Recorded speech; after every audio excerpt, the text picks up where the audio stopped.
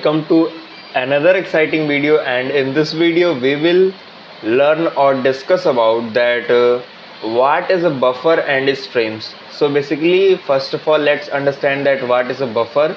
So in a simple way we understand, तो basically buffer क्या होता है, raw binary data contain used to handle directly in a memory, यानी कि memory में डायरेक्टली डेटा को हैंडल करने के लिए, एक्सेस करने के लिए, यूज़ करने के लिए हम लोग किसका इस्तेमाल करते हैं, बफर का इस्तेमाल करते हैं. So use buffer cases expectedly used when dealing with binary streams like FTP, TCP streams and etcetera.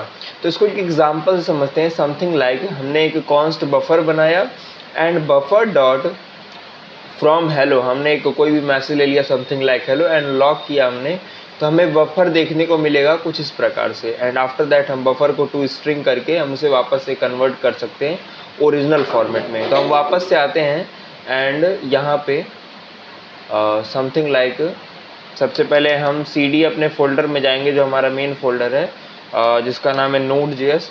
So basically Node.js के अंदर जाने के बाद हम क्या करते हैं, अपने जो index.js है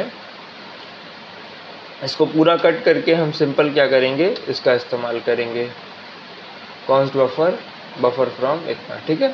अभी अगर हम इसे रन करते हैं, समथिंग लाइक मैंने लिखा node and file name is index.js and hit enter, तो मेरे को देखने को मिलेगा कि बफर क्या है 48, 65, 6C and something else, means ये कन्वर्टेड हो गया टोटली मशीन की लैंग्वेज में. एंड आफ्टर दैट अगर हमने इसको टू स्ट्रिंग कर दिया तो वापस से हमारा स्ट्रिंग में कन्वर्ट हो गया. इसी प्रकार से स्ट्रीम्स नाम का कॉन्सेप्ट होता है और बेसिकली स्ट्रीम्स क्या करता है, streams allow handle data pieces by pieces, means ये चंक्स में डिवाइड करने का काम कर सकता है.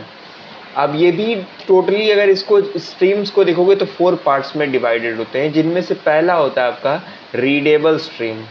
अब ये बेसिकली क्या करता है, what it does, let you read data. Suppose that आपको एक डेटा को रीड करना है and in this case example from like HTTP request and example like fs create buffer stream and process.std in.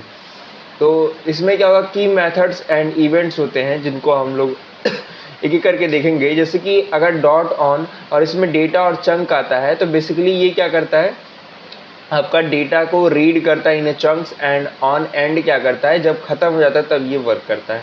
तो basically अगर हम इसे check करें तो इसके लिए सबसे पहले आपको आना है इसमें एंड यहाँ पे हम बेसिकली क्या करेंगे, बफर को लेंगे. बफर ने स्ट्रीम्स को हम काम कर रहे हैं ना, तो इसे अभी हम बंद कर देते हैं. And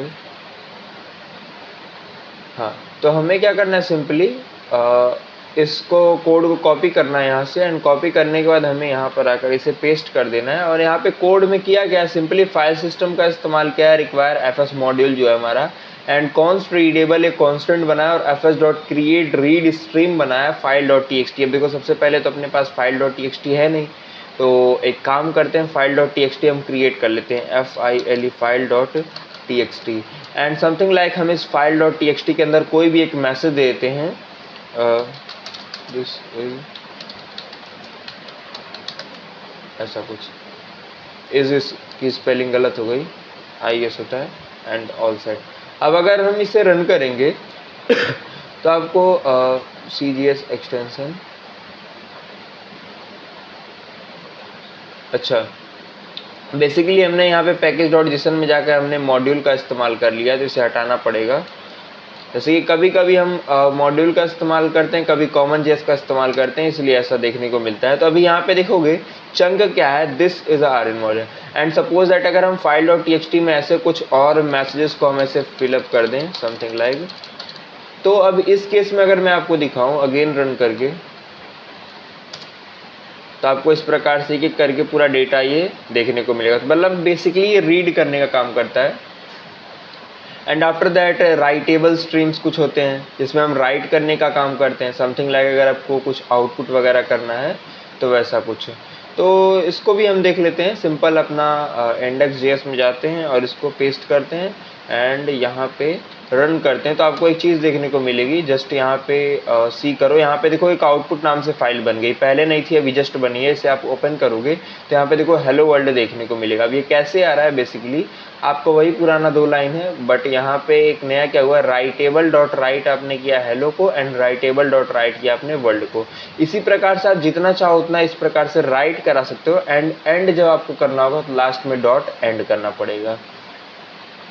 and same like a duplex streams के साथ आप देख सकते हो। अब ये क्या करता है, ये बोथ रीड भी करता है राइट भी करता है। जो डुप्लेक्स स्ट्रीम्स होते हैं ये रीड भी करते हैं और राइट भी करते हैं। एग्जांपल में टीसीपी सॉकेट्स जो होते हैं, अगर हम इसकी बात करें तो इसे कॉपी करते हैं and see the example. May be this is not copied, let me copy this again and run this again. देखो तो बेसिकली ये डुप्लेक्स का एग्जांपल है। और अगर हम इसे क्लियर करते हैं first of all and after that again हम रन करेंगे तो यहाँ पे हमको देखने को मिलेगा received hello to write and hello from read. अब बेसिकली ये है क्या, देखो हमने कॉन्स्ट डुप्लेक्स को मंगाया रिक्वायर करके and const duplex is equal to new duplex हमने क्रिएट किया है। और इसमें हमने क्या किया है, रीड किया है और जिसमें हमारा साइज आएगा और दिस डॉट पुश हम करेंगे इसके अंदर हेलो फ्रॉम रीड एंड इसको हम क्या कर देंगे पुश नल, उसके बाद खत्म कर देंगे। एंड राइट के लिए फिर वैसे ही चंक आएगा, इनकोडिंग आएगा और एक कॉल बैक फंक्शन आएगा जिसमें हम कंसोल लॉग करेंगे रिसीव हमारा चंक डॉट टू स्ट्रिंग, यानी कि जो हमारा यहाँ पे चंक बना है उसका क्या करेगा ये टू स्ट्रिंग फिर से स्ट्रिंग बना देगा एंड कॉल बैक वापस चला जाएगा। इसी प्रकार से एक ट्रांसफॉर्म स्ट्रीम आता है। बेसिकली ट्रांसफॉर्म क्या करता है, a duplex stream that can modify data while reading and writing. ये बेसिकली बस एक एक्स्ट्रा फीचर आता है जिसमें आप क्या कर सकते हो, रीड कर सकते हो और राइट कर सकते हो जब भी आप काम कर रहे हो डायनेमिकली। तो इसे भी आप चेकआउट कर सकते हो। एंड दिस डॉक्यूमेंटेशन आपको डिस्क्रिप्शन में मिल जाएगा। सो अगर आप अगेन रन करो, may be something is done upper case या तो स्ट्रीम से ही आ रहा है। एंड इसी प्रकार से आप क्या कर सकते हो, एक और यहाँ पे देख सकते हो ये लाइन बाय लाइन करता है बेसिकली। अगर आप इसके यूज केस को देखोगे जिसको, तो ये लाइन बाय लाइन करता है। देखो something is missing, input.txt we don't have input.txt, that's why this will throw a error।